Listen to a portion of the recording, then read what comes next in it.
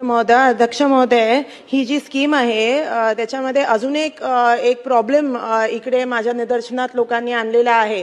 तो आहे की जसं माननीय मंत्री महोदयांनी आता जी सांगितली, जी शेड्यूल आहे, जे फॉर्म करायला लागतं, ह्याच्यामध्ये एक ॲडिशनल स्टेप असा आहे की संबंधित नगरपालिका नाही तर ग्रामपंचायत इकडे जाऊन तुम्हाला एक लेटर घ्यायला लागतं की 90 दिवस आम्ही इकडे काम करत आहोत ह्याच्यामध्ये, मग आपल्याला ह्याचा फायदा मिळतो. तर हे जे लेटर आहे ह्याच्यामध्ये मागच्या आय थिंक 1 वर्षापासून ग्रामपंचायत देत नाहीये, कारण खूप सारे फ्रॉडचे प्रकरणं झाली. काय काय लोक येतात, म्हणतात आम्ही इकडे काम करतो, पण ते कामगार नसतात. तरी पण ह्या जसं माननीय ह्यांनी जी लक्षवेधी मांडली आहे, तर ह्याच्यासाठी जर आपल्याला कुठलं वे ऑफ कन्फर्मेशन करता आलं आणि हे जे खरंच गरजू कामगार आहेत त्यांना जर आपल्याला बरोबर पद्धतीने ते प्रमाणपत्र देऊन त्यांना ह्या लाभचा फायदा करता येईल, असं काहीतरी मंत्री महोदय ह्याच्यासाठी करणार आहात का? सन्मान्य सदस्यांनी जो विषय मांडलाय तो खरा आहे.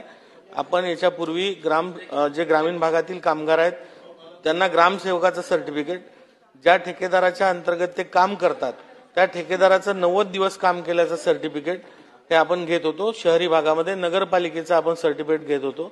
पण यामध्ये मोठ्या प्रमाणात ग्रामसेवकांचं आंदोलन झालं. आपण या संबंधात ग्रामविकास विभागासोबत वेळोवेळी बैठका केल्या, पण अजूनही त्या आंदोलनातनं तोडगा निघाला नाहीये. त्यामुळे तोपर्यंत आपण जे ठेकेदार ज्यांच्या इथे यांनी काम केलंय अशा ठेकेदाराचं 90 दिवसाचं अनुभवाचं प्रमाणपत्र घेतोय आणि त्यावर त्यांची नोंदणी करतोय. आणि जो 1 रुपया त्याला शुल्क लागत होतो ती शुल्क सुद्धा आपण आता माफ केलाय आणि विनामूल्य याचा लाभ आता कामगारांना मिळणार आहे. 90 दिवसाचं अनुभव प्रमाणपत्र दिलं तरी यामध्ये चालणार आहे. जयंत पाटील साहेब.